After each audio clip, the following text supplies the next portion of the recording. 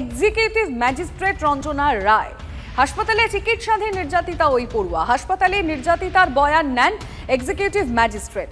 দুর্গাপুরের মতো শহরে এই ধরনের ঘটনা দুর্ভাগ্যজনক। সব রকম সাপোর্ট দিচ্ছি, নির্যাতিতা সুস্থ আছে, কথা বলার মতো পরিস্থিতি নেই। আশা করছি এই ট্রমা কাটিয়ে স্বাভাবিক জীবনে ফিরে আসতে পারবে, জানান এক্সিকিউটিভ ম্যাজিস্ট্রেট। মানে দুর্গাপুরের মতো একটা জায়গাতে ঘটনাটা ঘটলে এটা আমাদের সবার পক্ষে খুব খারাপ লাগছে। তবে যেটা আমি কথা বললাম, ইটস ওকে, আমরা সব রকম সাপোর্ট দিচ্ছি।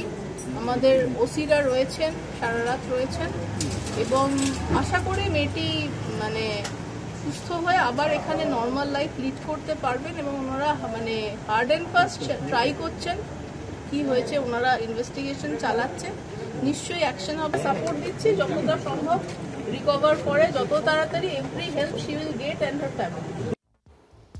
দুর্গাপুর বেসরকারি মেডিকেল কলেজের ছাত্রীকে গণধর্ষণের অভিযোগ। টিভি9 বাংলার হাতে নির্যাতিতার বাবার দায়ের করা অভিযোগপত্র। ঘটনার জন্য নির্যাতিতার সহপাঠীকে দায়ী করল নির্যাতিতার বাবা।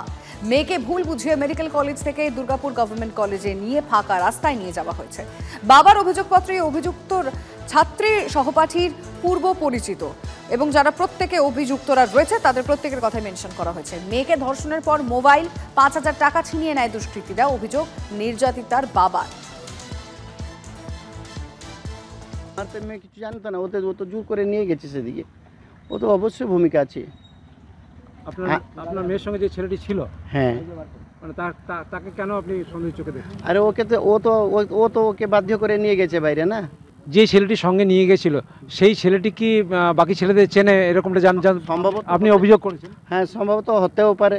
সিকিউরিটি সিস্টেম ঠিক নেই, যে আসছে ও বাইরে চাওয়া সে করছে। আমার মেয়ে, আমি তো রেসিডেন্সিয়াল কলেজ ছেড়েছি যে সিকিউরিটির জন্য, এখানে কিছু রেস্ট্রিকশন নেই। এই ছেলেটি আপনার মেয়ের সঙ্গে গেছিল, তাকেও তাহলে আপনি সন্দেহের মধ্যে রাখছেন? হ্যাঁ, সন্দেহের মতো তো অবশ্যই রাখছি।